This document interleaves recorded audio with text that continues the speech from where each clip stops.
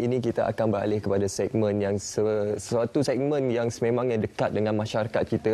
Satu isu yang perlu kita ambil perhatian dan kita tak boleh ketepikan, dan kita akan bercakap mengenai sinar harapan modal insan. Jadi, untuk kita mengetahui lebih lanjut, Syu, kita kenalkan tetamu. Kita bawakan dua tetamu di studio hari ini yang merupakan wakil daripada Orphan Care. Selamat datang diucapkan kepada Datin Paduka Cik Asma binti Ibrahim selaku Ketua Pegawai Eksekutif Orphan Care dan juga Puan Fadila binti Alias selaku Ketua Pekerja Sosial Orphan Care. Apa khabar? Selamat pagi semua. Okey, kita berikan sedikit pengenalan terlebih dahululah kepada penonton Saat Pagi Malaysia ini. Apa itu Orphan Care sebenarnya? Silakan. Okey, terima kasih Syu dan Cik Munawar.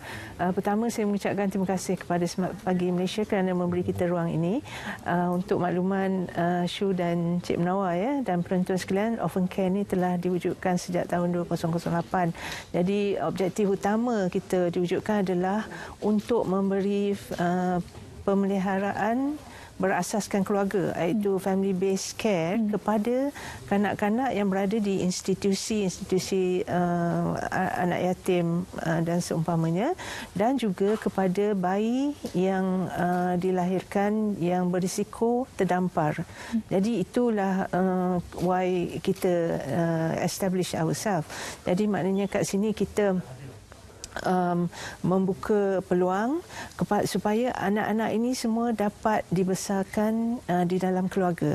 Because our tagline is every child needs a family. Maksudnya setiap anak itu memerlukan keluarga. So penjagaan anak-anak di institusi itu sebenarnya bukanlah satu perkara yang sesuai untuk anak-anak itu dibesarkan, dan kita telah dapat lihat banyak kajian yang menunjukkan dia mempunyai impak yang negatif kepada anak itu sendiri dari segi pembesarannya dan menjadi insan, menjadi ahli masyarakat yang akhirnya akan juga berisiko tinggi menghasilkan individu yang bermasalah. Itulah dia daripada institusi untuk kita memperlihatkan misi utama kita adalah untuk menekankan konsep family based care ataupun pemeliharaan berasaskan keluarga ini. Jadi mungkin apa antara yang boleh kita tekankan kepada penonton berkenaan konsep ataupun takrifan di institutionalization ini, dan kenapa pentingnya kanak-kanak di institusi ini perlukan sebuah keluarga yang boleh memberikan mereka kasih sayang. Sebelum tu saya rasa kita mungkin kita tengok dari segi aktiviti Orphan Care, kita ada dua komponen utamalah. Satu, kita ada baby hatch program yang menyelamatkan baby yang berisiko terdampar ni, dan yang kedua di institusi DI tadi inilah di institusi ni. Jadi kita first kena faham tahu apa yang sebenarnya berlaku apabila anak-anak ni dibesarkan di institusi, ataupun anak-anak yang terdampar ni yang dibuang, diletakkan di tepi tong sampah dan sebagainya. Kalau tidak dikembalikan kepada keluarga, mereka akan dimasukkan ke institusi. Jadi pertama daripada kajian yang kita lakukan, kita dapati bahawa anak-anak di institusi ini, mereka ni akan membesar dan berisiko, mempunyai risiko yang tinggi untuk pertama membunuh diri. Yang kedua, mereka ini biasanya menjadi anak-anak yang very low self-esteem. Kalau kita lihat dari kecil, kehidupan mereka di institusi ini is very regimented. Maknanya mereka bangun pagi, dia dah diatur demikian kan, bangun pagi, mandi, solat, makan, breakfast disediakan, pergi ke sekolah, balik, dan rutinnya begitu. Bayangkan selama 18 tahun mereka berada di institusi, itulah rutinnya. Jadi interaksi, mereka tidak dapat berinteraksi dengan masyarakat.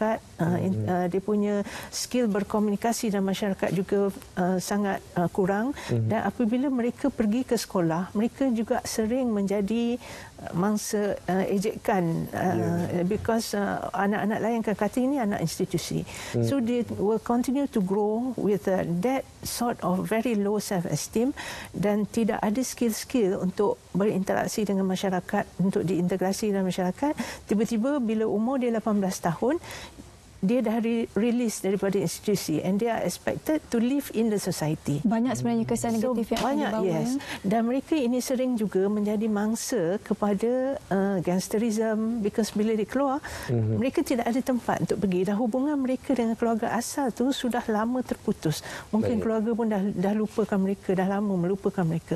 So inilah peluang yang diambil oleh mereka yang dalam gangsterism dan sebagainya untuk rekrut mereka ni. Dan mereka tidak ada tempat to fall back. Betul, mereka tiada keluarga untuk mereka memerlukan kasih sayang kepada mereka. Mungkin Syu. Bagi Puan Fadilah sebenarnya kan untuk kita menghantar kanak-kanak ini kepada keluarga angkat ataupun keluarga mereka sendiri dan sebagainya, pasti cabaran yang perlu dilalui untuk mendapatkan dan juga menghubungi mereka ini. Jadi secara ringkas mungkin boleh kongsikan cabaran-cabaran tersebut kepada penonton, apa yang perlu dilalui oleh pihak Orphan Care sebenarnya? Saya ringkas cerita apa yang proses untuk kita sebelum nak membalikkan anak ni kepada keluarga. Yang seperti kita tahu, prosesnya bukannya mudah seperti kita hanya transfer. Jadi tugas kita ada di sini adalah memastikan proses peralihan itu dilakukan secara sistematik untuk kanak-kanak ni beralih daripada sistem institusi balik kepada keluarga. Jadi apa yang kita akan buat adalah kita akan buat sistem penilaian, kita juga akan buat sistem persediaan. Kita akan sediakan bukan sahaja keluarga, tapi kita sediakan anak ini kerana mereka telah lama terpisah, tidak berada dalam sistem keluarga. Selepas kita dah sediakan mereka kedua-duanya dan kemudian kita akan buat satu pelan jagaan, satu care plan kepada mereka supaya mereka kedua-duanya kita nak mengurangkan risiko orang kata ketidaksesuaian balik kepada keluarga. Kemudian kita akan buat monitoring dan juga kita akan pantau keluarga ini dalam tempoh 6 sehingga 2 tahun supaya kita nak memastikan anak dengan keluarga ini akan duduk dalam sistem keluarga yang harmoni. Mungkin Datin secara ringkas juga boleh memberikan apa antara harapan dan juga sokongan apakah yang perlu dimainkan oleh masyarakat, peranan yang perlu dimainkan untuk kita membantu anak-anak ini mendapat sinar baharu dalam hidup mereka. Pertama, saya rasa masyarakat perlu sedar bahawa membesarkan anak-anak di institusi adalah the last option. Bukanlah option terbaik untuk membesarkan anak-anak. Jadi dan apa juga bentuk bantuan yang kita nak beri, sebab kita seringnya kita kata kita bagi sumbangan apa kepada rumah anak yatim. Betul, tetapi sebenarnya kita kena look beyond that. Kita perlu membantu anak-anak ini dikeluarkan daripada institusi dan diintegrasikan semula kepada keluarga, sama ada keluarga dalam bentuk immediate family dia yang boleh kita trace, ataupun keluarga besar dia, ataupun keluarga angkat yang mana lebih bersedia untuk memberi kasih sayang kepada mereka. Dan prosedur itu semua perlu dilakukan berdasarkan kepada keperluan undang-undang, dan Orphan Care bekerjasama rapat dengan JKM, KPWKM, LPPKN untuk memastikan proses ini berjalan dengan teratur, dan kita juga memantau.